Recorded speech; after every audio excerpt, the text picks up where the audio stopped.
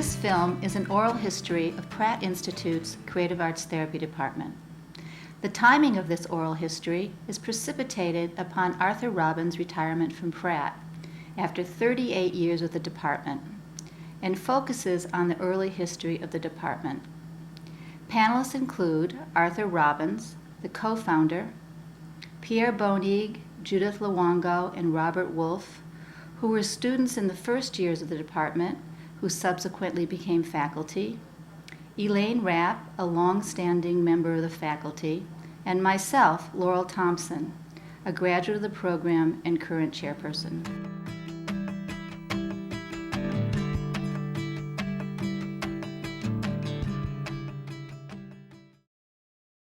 Okay. Most of you know that I have a house in Goldens Bridge, which is a small little village in Upper Westchester. And we bought a house there. As part of my being introduced to the community, they had a weekly series of lectures, and they asked me to speak on creativity. And I got excited by the topic and spoke. And then afterwards, someone in the audience came up to me and said, "You know, this sounds a little bit like art therapy, and I'm on the staff of Bellevue, and I'm not an art therapist, but I use art a lot in my work." Her name was Ellie Rothenberg, and she was one of the first art therapists employed by Bellevue, but I think she came under the rubric of occupational therapy. And this was way back in the early or late 60s. Subsequently, I met this wonderful man who was exasperating, provocative, loving, and hateful. His name was Joe Garai, and he was in charge of the psych section in the School of Liberal Arts. And I wanted to get out of the office. I was already a full-fledged psychoanalyst, and I was able to, through him, find a job teaching psychology to artists in the undergraduate program. Now, this was a very strange experience because they understood the world from a perceptual point of view, not from a cognitive. And they were a very different kind of class. They would get hot under the collar. They would have often fights that almost bordered on fist fights in the class. They felt things passionately.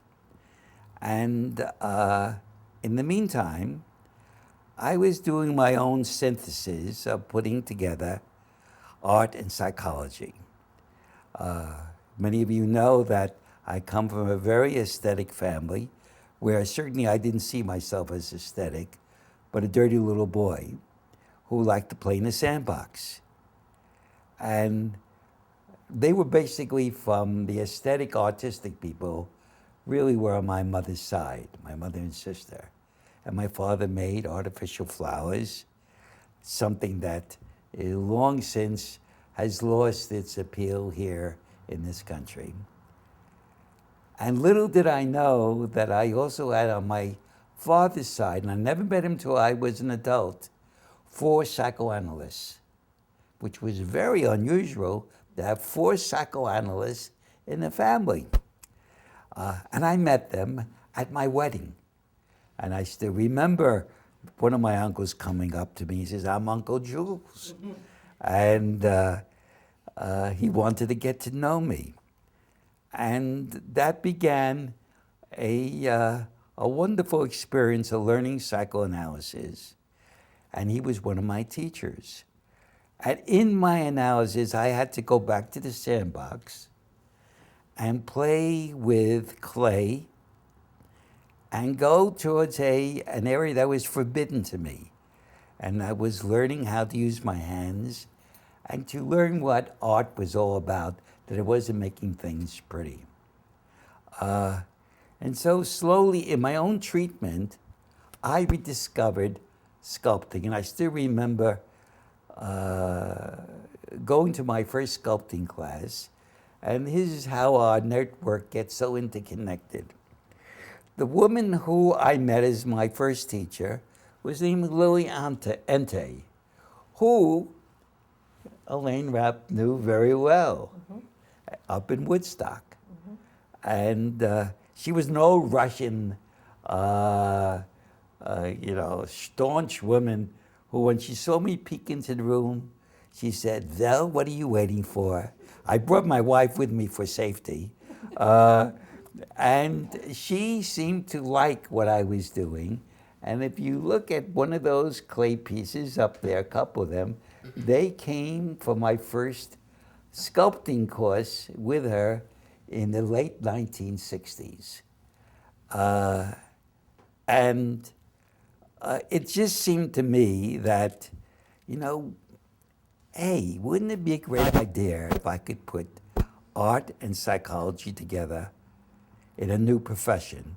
Because I was very discontent with psychology. I received my doctorate because I knew you needed a license. And a license wasn't involved yet, but I knew it was coming. And so I needed my union card. And even psychoanalysis seemed very intellectual, and it just didn't have the guts that I wanted it to have. And so I approached Joe and said, I have this idea, and in fact, I have a whole program, I want to show you it, called art therapy. And Joe said, "I've been thinking about that too. Let's be partners." And before you knew it, I had a partner. And we started the program in late 1960s with 3 or 4 courses in art education, but with a special course called art therapy, Introduction to Art Therapy. And this is how it began. We were partners. And it became something we were stumbling along, trying to understand, could we put this profession together? And in 1969, we gave a proposal for a grant to a place called the Idelson Foundation, and they came, much to our surprise, with money to start the program. Now, these were exciting times. We were talking about this in the room, how anything was possible during those times. Certainly not, it would be nothing that we could do today. But then we could take risks, we could try new things, and there was an excitement in the air. And it was wonderful. Now, Joe was involved with undergraduates starting a Peace Corps, a student Peace Corps, and one of the first people in this Peace Corps was Bob Wolf. And so Joe was a social activist. And we started this program, but we didn't know who we would get as faculty, because who would know about this? And we wanted to keep it secret, it was special. Little did we know, in 3 other places in the country, they too kept it quiet, so that at one point in 1970, 4 programs started, each not knowing about the other one, that they were starting an art therapy program. So 4 programs started spontaneously. It was like in the air. And we started, and it began, and Joe and I started to say, well, we need faculty. Who are we going to get?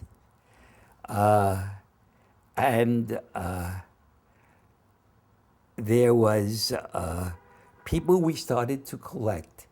One of them, by the way, became president of the American Art Therapy Association. Her name was Gladys Sagel, who was on our faculty. We also asked Edith Kramer to be part of our faculty, and she came with one of her proteges, Zev Bodak. And Much to our sadness and chagrin, they promoted a notion of art therapy, which was the only art therapy was adjunctive art therapy. And anything else you hear is not good art therapy. And the students started to get split. Well, that was the end of Edith Kramer, Zev Bodak, and Gladys Agel soon left. And then there was Vera Zilzer, who was on our faculty, and she soon left, but she was on with us for around 4 years, and then went on to NYU. We started our program, but we needed people to teach. And then there was, in this core course of students, there was one student who came up to me. Her name was Susan Barris. And she says, there is a red-headed woman you got to get. I was red-headed. She is fantastic. What's her name and where is she? She does this thing. And I said, well, let's get her. But nobody knew how to get her. But Joe Garai found her. So you came on board, and then we needed somebody to teach the group course. And there was a man who was doing art therapy at Bronx State named Cliff Joseph. And he was game for it, and he taught our first group course in a very interesting way. He would bring the students up to Bronx State, and he had a two-way mirror. The students would watch him conduct group art therapy through murals. And it was, as I understand it, a very provocative and informative course. So there was Elaine, Cliff Joseph, Joe, and myself. We started the program, and one of our first students, and we didn't meet at Pratt, we met in my living room, was in the first class, and that was Pierre. Pierre never knew the real reason why we hired him right after being a student. In this class, there was a young, uptight art therapist by the name of Jerry Okriniski. And now we're dealing with the holding environment, and this young woman is tight and rigid, and suddenly out of nowhere, Pierre gets up, takes her in his arms, and says, "This is what you do when you want to get close and secure." So he's holding this poor woman whose sphincters are going tighter and tighter, and he's rocking her and speaking to her in his French voice. And I said, this guy has material to be a supervisor. If he could do that with a student, this was marvelous. So it seemed like a perfect fit for the wide open, chance-taking people that we were. And by the way, we met in a perfect setting later on in Higgins Hall, where it was a very artsy kind of setting. And we started to develop, and the first year, a young student by the name of Linda Sibley, who became Linda Seaver. And she said, "You don't have a textbook." And she said, "I want to write one with you. These are first year, second year students." And I said, "Okay, you want to write? Well, let's write it." Well, she, for her thesis, did a list of techniques from all over the country. She collected it from different art therapists. And then we filled up the rest of the book, and it became our first book called Creative Art Therapy. And it was published, much to our surprise. And in the meantime, we started to grow very fast. And this became a major, major problem between Joe and myself. He wanted it to be a social movement, to have as many people as possible. I said, Joe, where are we going to, once they graduate, where are they going to find jobs? They'll make jobs. I said, that is not really how I see. We should go slow. We hardly know what we're teaching about. Well, this became a real break. And I said, okay, Joe, it's your show. And the administration was very supportive of having many more students. And so some of you remember, at one point we had 75 entering students. 75 entering students. And we needed somebody else to teach the intro along with me. And this is when we got Anna Falco. And of course there became like group students, and who were you following? Robbins or Falco? And then it became Robinettes and Falconets. And there was this kind of split that went on between the Robinettes and the Falconets that went on. But as things turned out, as other programs started to come in to play, we no longer were able to maintain the 75 new students for enrollment. But this was quite a big problem as we saw it, because the administration expected us to maintain that number once we were there.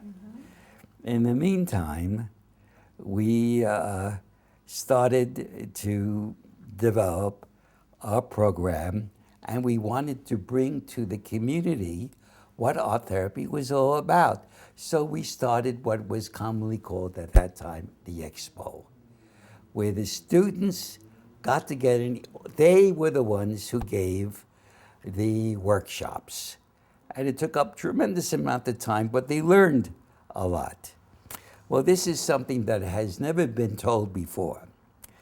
The committee that organized the first Expo, and it was in Higgins Hall, and they collected money, but they gave it to the security in the intermission. What happened is that someone came in to this group of students and said, this is a holdup. We want your money. And the students said, we don't have it. And then this man said, then all of you get undressed. And they went and looked at him and said, are you crazy? We're not going to do that. And they stared him down, and he walked out. This was the beginning of this kind of... That's a real expo. That was a real expo. An expose. This was a happening that only at Pratt could the Expo committee have a holdup. But it was the beginning of all kinds of crazy things that started to happen.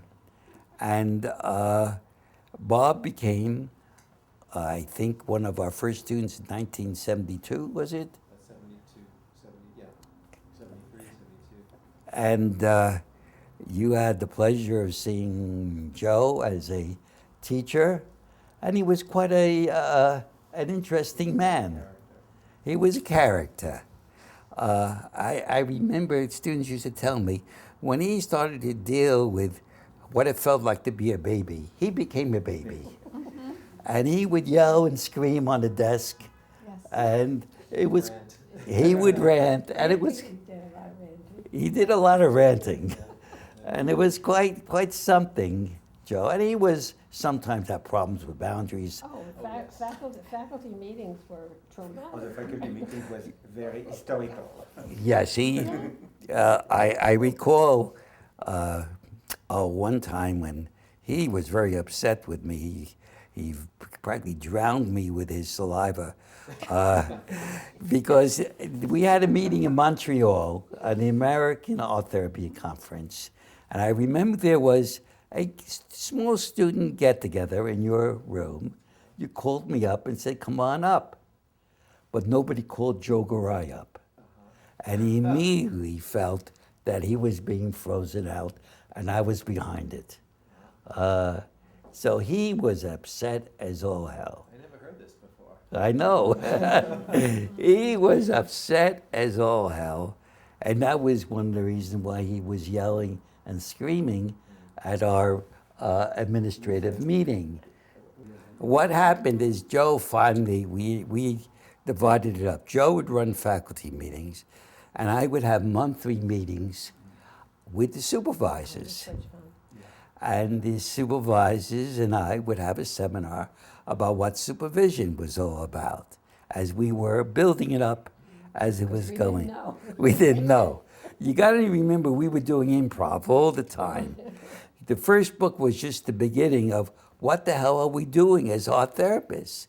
Because we saw what Edith Kramer was doing, and that was fine, but we didn't want to limit ourselves to Edith Kramer. We were extraordinarily experimental. We would, just to run back a little bit, because this is another piece of a story that should be recorded. We had a crisis the first year of the program. The program existed in the prevailing structure of the college, and we put the art therapy within an MS in art education with a specialization in art therapy. But when we came up to the Board of Regents, the people there said, we don't want a touchy-feely program here. We want substance. And before we knew it, we had a 52-credit program with an NPS. Whoever heard of the NPS? But that's what it was, an NPS.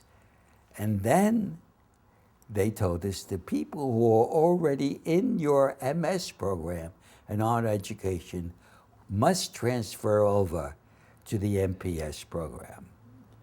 Well, you can imagine administratively what kind of crisis occurred. Oh, hell.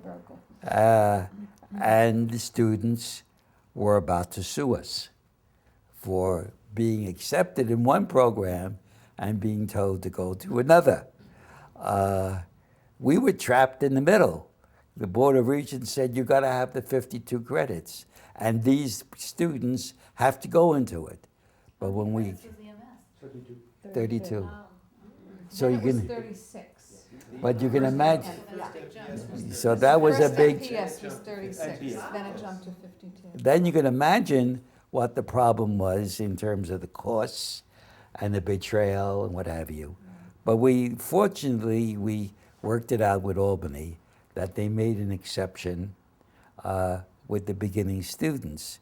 But we were, I still remember those students who at one point felt so good about us and then felt so betrayed because they were told, you've got to take now a much longer program, and that's not our initial contract that we made with you. But fortunately, we survived. We survived that and went on.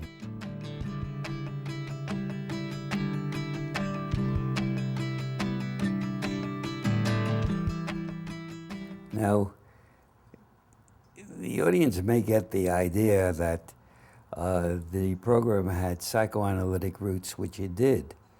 But our first textbook, before this creative art therapy book came out, was Tales of Power by Carlos Castanedas. Yes, that was you.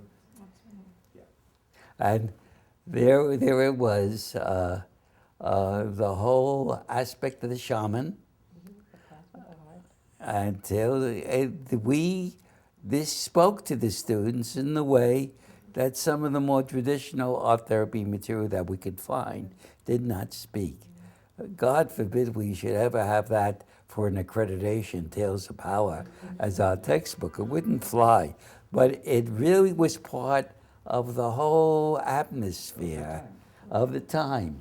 Tales of Power fit in very well to the atmosphere that we're having, along with the psychoanalytic work that we were giving.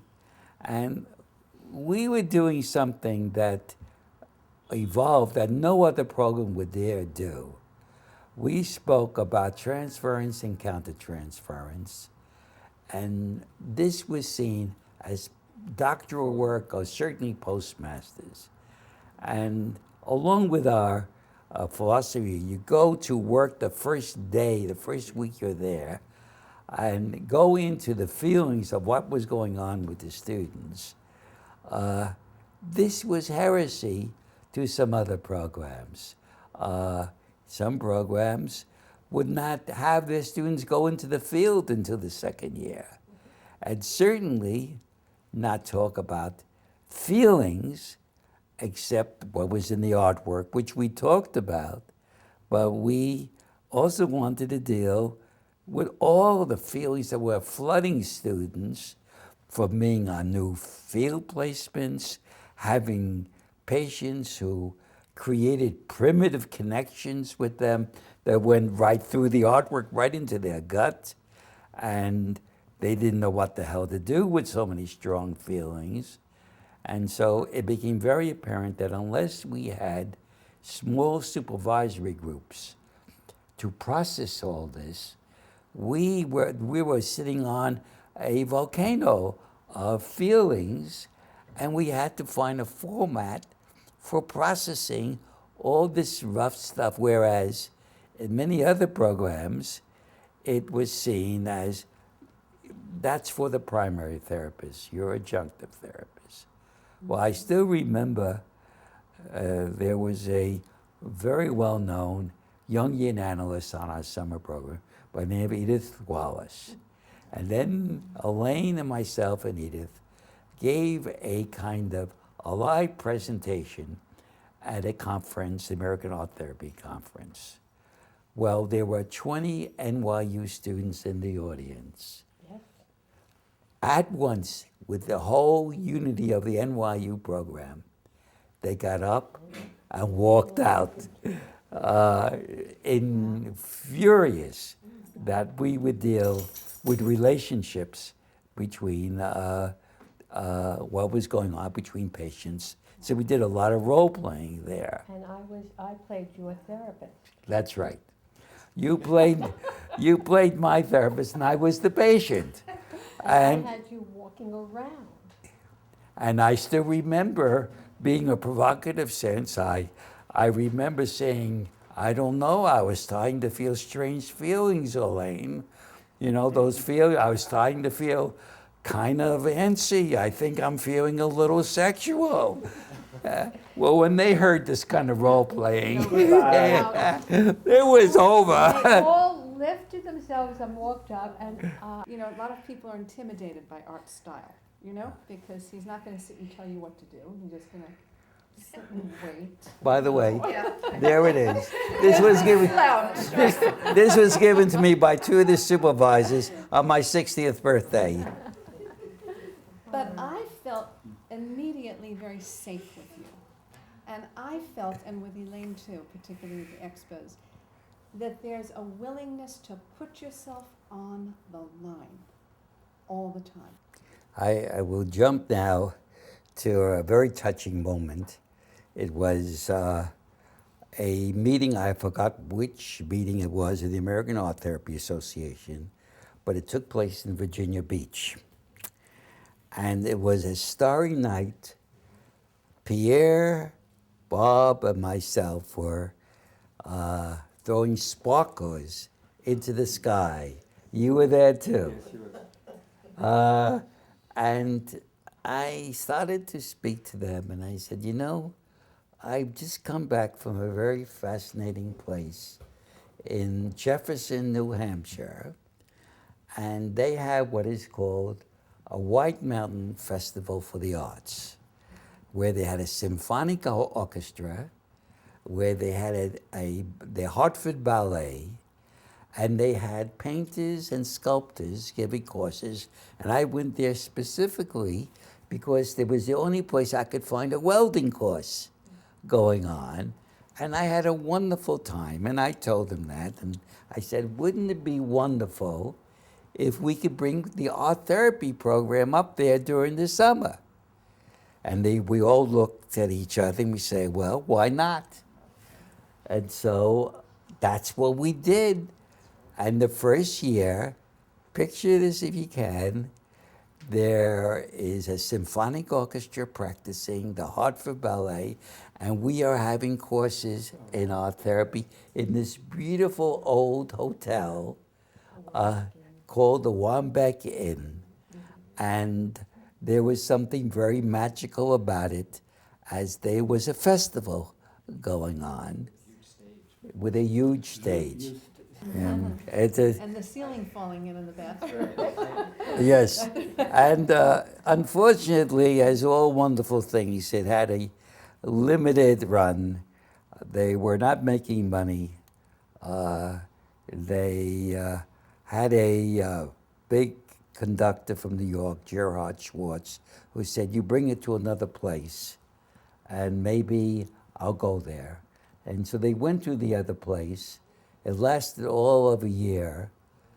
That went down the tubes, but we stayed at the Wambeck. Now, we didn't start off with a summer program, but it really started off just with courses and workshops there. And the one thing that all of us remember, because we have such a chuckle from it, was one of the biggest people in the country who was known for the phrase, your open your heart workshop. We were going to have, and we had people signed up from all over to come and take this workshop. The night before, we get a call.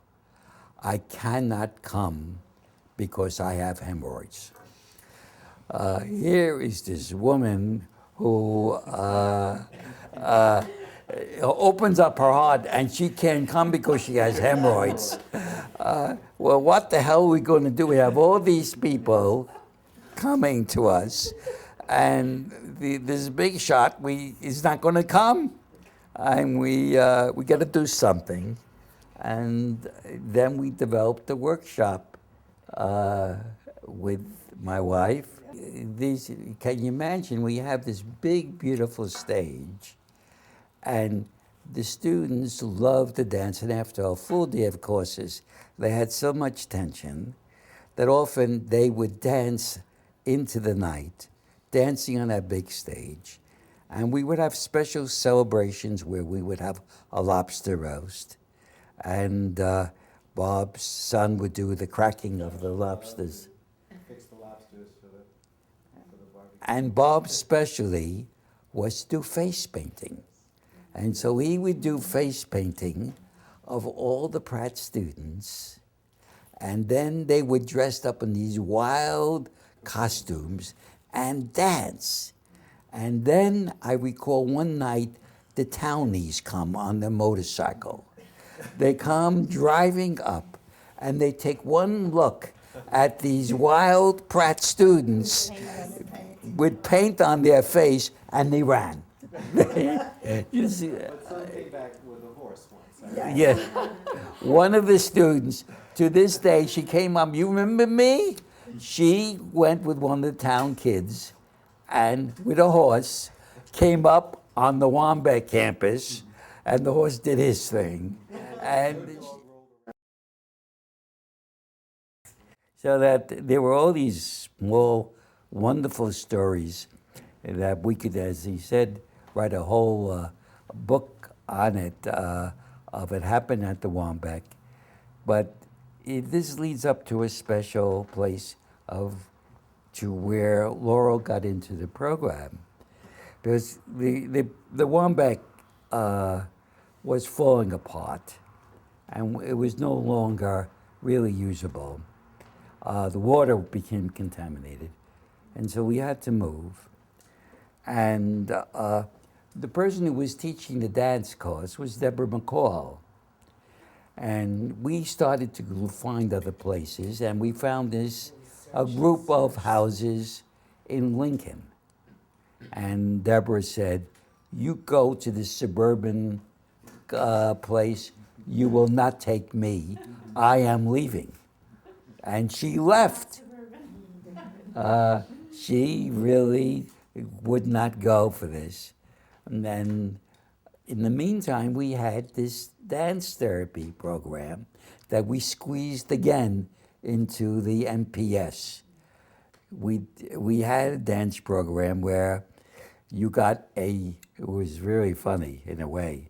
You got your degree in art therapy with a specialization in dance therapy. I think that's how it is. No, you got a degree in art therapy. We had tried to get an accreditation for the program, and it just didn't turn out.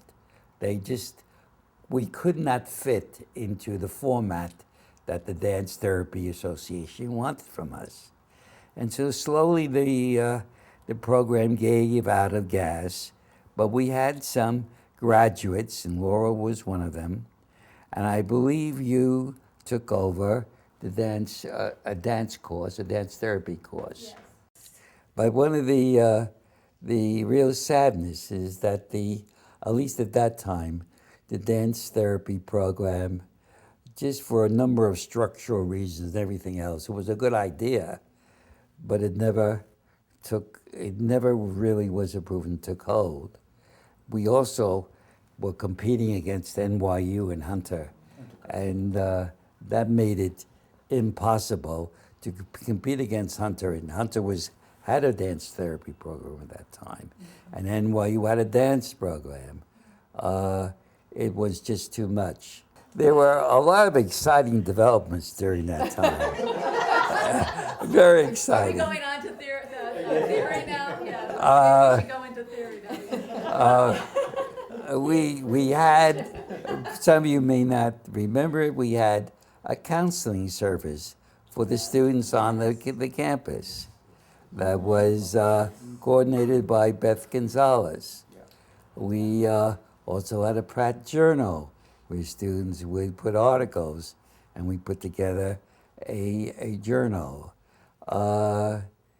And this is something you probably don't know.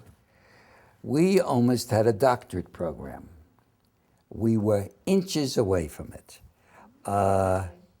And we had a whole deal with the Union Graduate School. And the Union Graduate School and ourselves said, we'll go together and we'll make a program, a doctorate. And the Dean's Council was about to pass it, and then Andy Filan said, wait a second, they are not approved at that point by the Mid-Atlantic states. And so, and so it was shot down. Phelan and I were not the best of friends at that point. These strange things happened during that time. I had spoken to the education department in Albany about the idea of having art therapists in schools. They couldn't get jobs without a license, and they were needed in schools, so I described to him the problem. And he said, well, why don't you write it up for me, and I'll see what I think, I'll let you know.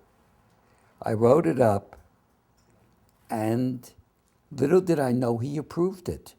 And so we were submitting it to the Dean's Council, only they said, wait a minute, this is a program that has already been approved by Albany.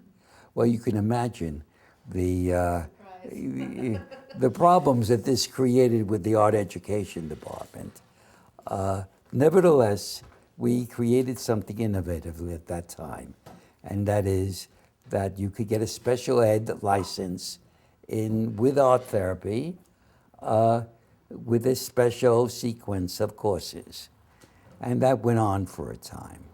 So we had all kinds of interesting innovations and ideas: dance therapy, counseling service, journals. And in the meantime, there were the typical tenure problems that we had, and we had difficult times as to how long any one faculty person could stay. Joe Garai had long since passed his prime. Cliff Joseph just didn't fit very well academically. And so both of them left at the same time.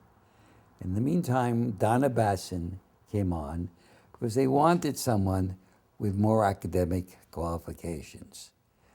And it was easy to function as long as you have a dean who's behind you. And a dean who was behind me was the name of Bruce Sharp, and he was wonderful and supportive. But when he left, there were problems because the new man who came on said at the very first day in a cocktail party, the art therapy program does not belong in the School of Art and Design. And we don't want them. And that would be the first thing I'm going to do is get rid of them. Well, we had to fight them. And the School of Liberal Arts didn't want us. And we were about to go down the tubes. I decided I had nothing to lose, so I wrote a letter to the president. Now, you don't write letters to the president. You go through channels. But what the hell, we were about to lose everything anyway. This infuriated the dean, the current dean. And he had a meeting with everybody, and I still remember it, and he said, "You're out, Robbins." And I said, "You can't fire me, I quit."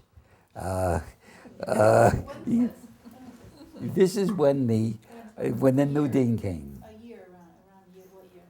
Oh, God. 1980. We can figure it out because the person who took over was his kind of person, and that was Leslie Abrams.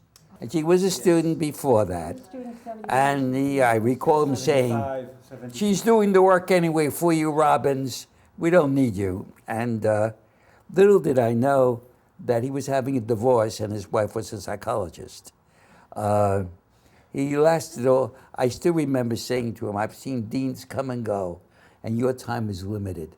This is Robbins speaking, and this is the most. And this led to Leslie being chairperson, and then we had a new syndrome. It's called the pregnancy syndrome. And Leslie gets pregnant and is no longer, in the meantime, by the way, the program is getting accredited. But Leslie is all involved with being a new mama, or potential new mama. She's living the hell with this accreditation. She's gone. And who does she ask? But Judy. Accreditation's later. We hated the accreditation process. From the very beginning, we would fight it tooth and And nail. refused to take it seriously. It was a joke to us Yes. because it was a joke, the accreditation. And none of us had the mind for this sort of nonsense of following students what they think from 3 and 4 years ago. This is nonsense. But somebody had to do it, and there it was. Yours was yours. And the rest It's history. the rest is history.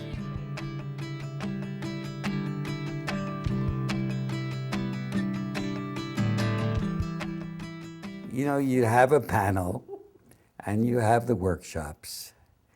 And here, my neighbor, Jules Pfeiffer, cartoonist, very prominent. And so we get this panel of people with Jules Pfeiffer as the star.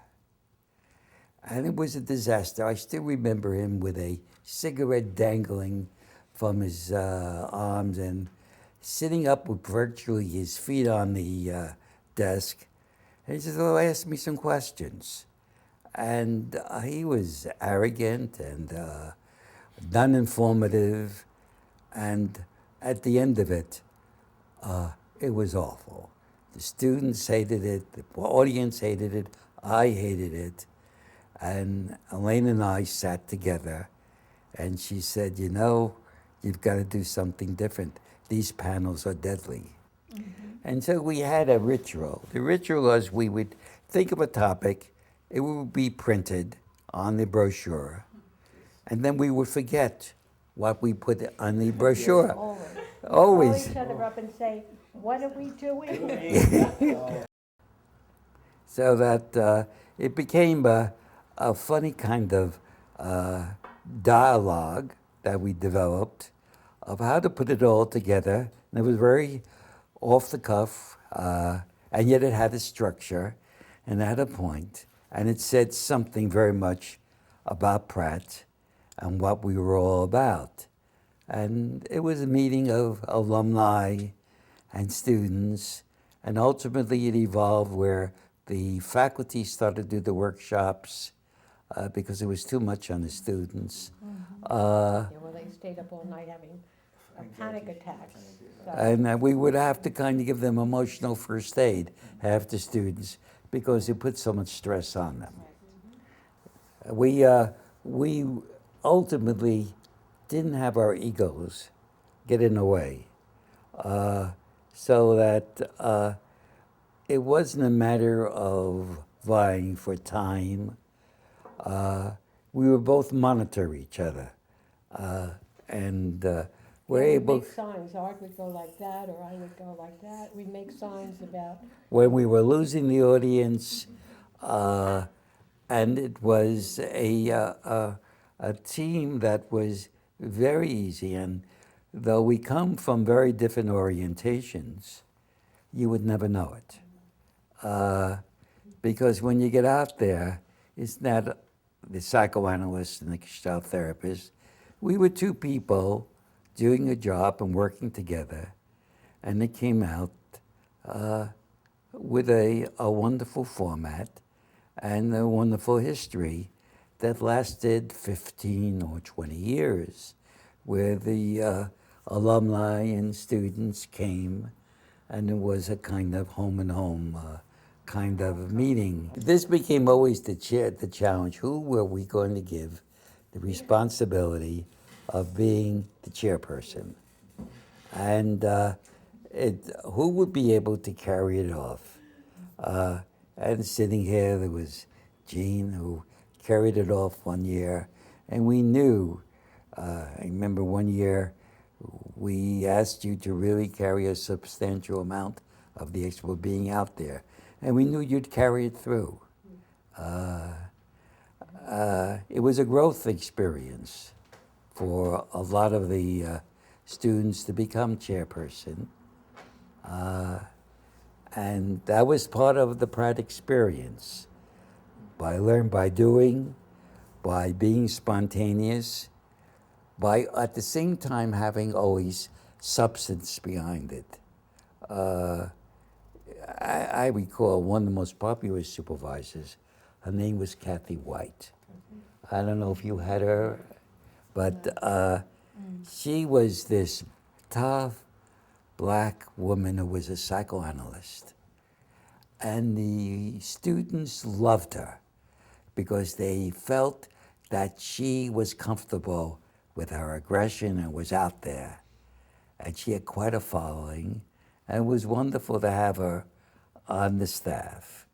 We evolved into a creative arts approach, which later became part of the dance therapy and other modalities that got integrated into the program.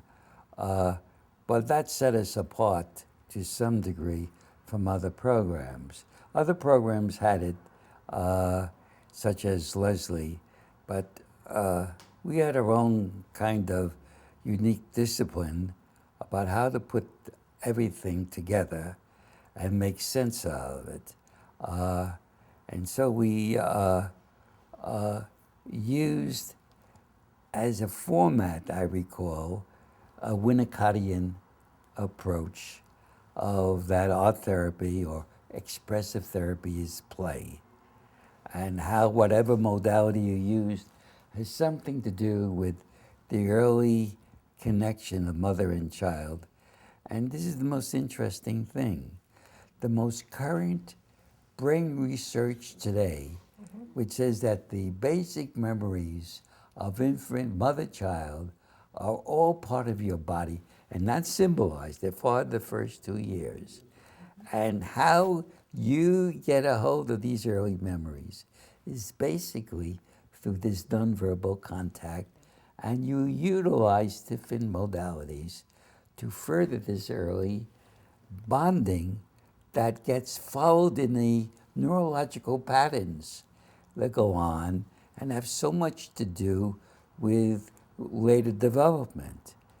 Well, we've come now an interesting kind of juncture, and that is that the brain research is solidifying everything we've done in the past in terms of the creative arts approach, the nonverbal approach, the ultimate going from symbolism and connection to a rather body tracing and to symbolism, to the mentation movement that has started to go on. And so what is the most exciting is that we're still in evolution. At least 6 books have been written by myself, some of which have mainly to do with the evolution of our program, a creative arts approach, a psychoaesthetic approach of how to utilize, integrate aesthetics. And some of it is so integrated with Le Bon theory. So I recall Deborah McCall and myself going back and forth with Le Bon theory and art therapy theory of how to make the two come together. And to this day, Le Bon theory and the theory of Rorschach ink blot testing have integrated and come together in some of my thinking today of how form and color and space are all together in this kind of very early connection between mother and child and the bonding that goes on. When you get to be my age, you want to go back to school. And Sandy and I went back to school called Senior College in San Diego. Yeah. And we took courses. And one of them had to do with some of the newest research in cell theory. And when you get down to the most elementary part of a cell, which means it's a billionth of a second down there, that elementary piece of a cell, scientifically today, is called a vibe. I love it. Back to the 70s. That's 60s language. Now you go and find that a vibe. And that talks about energy and motion and where we meet. And that's how I got involved with undergraduate art students who were dealing with vibes and perception on that elementary basic level.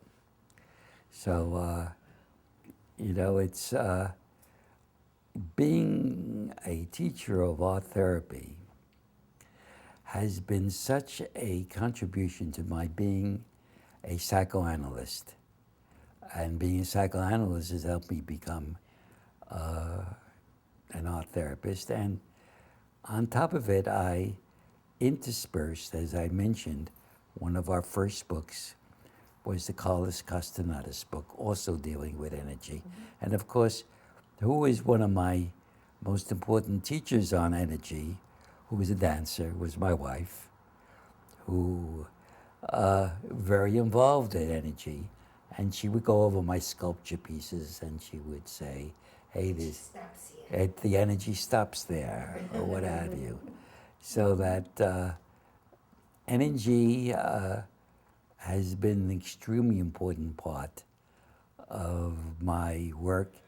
And as much as 10 years ago, analysts would tell me, it's affects, it isn't energy. There's no such thing as energy. And now we're starting to find out, hey, there is such a thing as vibes There is such a thing as it's all movement. It is not matter. It is movement.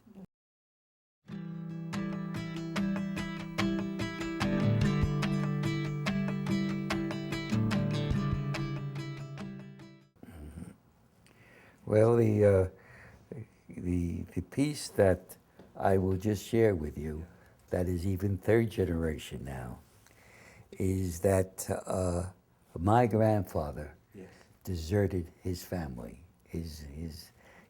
and my mother lost her mother very early, so she was an orphan. But she had so much feeling towards men who were deserters, and I certainly was aware that she felt like a deserted piece, and she felt also no good can come from men.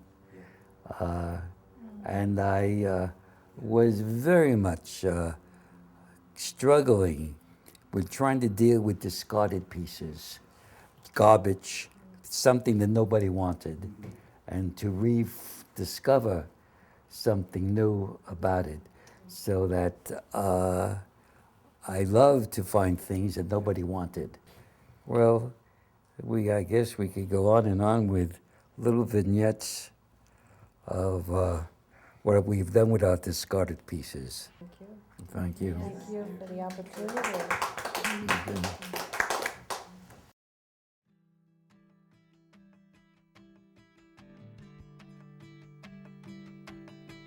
I've seen it all over the world, not only in Pratt.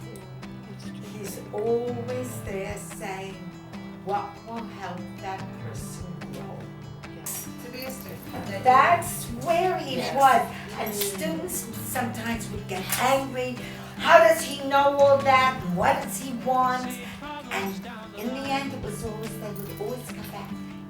We get letters here, we get phone calls, we get how I grew. What you taught me, that opened the space for me to become.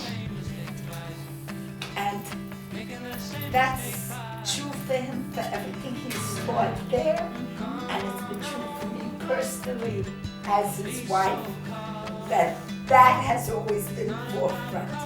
How do I help someone grow?